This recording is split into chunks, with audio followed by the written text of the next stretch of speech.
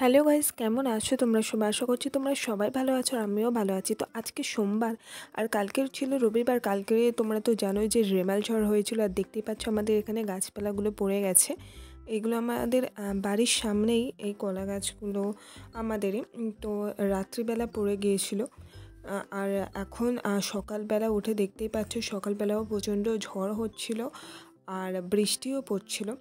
চারিদিকটা দেখতেই পাচ্ছ, সব গাছপালা পড়ে তো একাকার হয়ে গেছে। আর আমাদের গাছটা পুরো রাস্তার মাঝখানেই পড়েছিল, তো সেটাকেই সাইড করে দিয়েছিল আমার মা। তো সকালবেলা দেখতেই পাচ্ছ ছাদেতে উঠেছিলাম আর এই এমন ঝড় হচ্ছে। যাই হোক, কালকে তো বিয়ে কমপ্লিট হয়ে গেছে যা হোক করে, মানে প্রচণ্ড বৃষ্টি হচ্ছিল। তারপরে আজকে ছিল বউ ভাতের অনুষ্ঠান, বাট আমি ভাবছি যে এত ঝড় বৃষ্টিতে যা হবে কি না। আর কাল থেকে তো আমাদের এখানে ইলেকট্রিকও নেই। তো আমার দিদিরা আজকেও থাকতো, মানে বৌভাতের অনুষ্ঠানে যেত, বাট এত ঝড় বৃষ্টি দেখে তারাও বাড়ি চলে গেছে। তো এখানে দেখতেই পাচ্ছ মানিক এখানে শুয়ে আছে। তো সকাল সকাল উঠে, মানে সকালবেলা নয়, একটু বেলার সময় উঠে রেডি হয়ে গেছে বাড়ি যাওয়ার জন্য। একটুখানি বৃষ্টি থামার পরেই দিদিরা চলে গিয়েছিল। আর এখানে দেখতে পাচ্ছ মানিককে রেডি করছে বাড়ি যাওয়ার জন্য। তাও বৃষ্টি থামছিল না, প্রচণ্ড বৃষ্টি হয়ে যাচ্ছিল আর তার সাথে হচ্ছিল ঝোড়ো হাওয়া। যাই হোক, দিদির এবারে বাড়ি যাবে।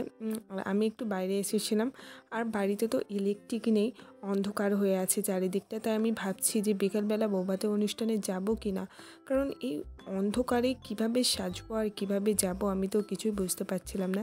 তো এখানে বড়দিরা দেখতেই পাচ্ছ বেরিয়ে গেল, আর এখানে মেজদিরা অটো করে যাবে। তো মেজদিরাও বাড়ি চলে গেল।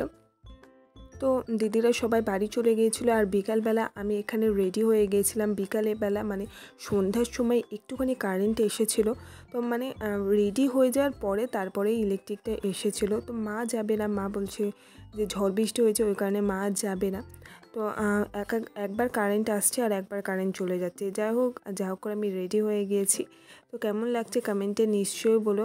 আর আমি এখানে বিয়েবাড়ি চলেও এসেছি, দেখতে পাচ্ছ এই বোনটারই আমার বিয়ে ছিল, মানে এটা আমার কাকার মেয়ে ছিল। তো তারপরে আমরা কিছু ফটো আর ভিডিও তুলে এখানে খেতে বসে গিয়েছি।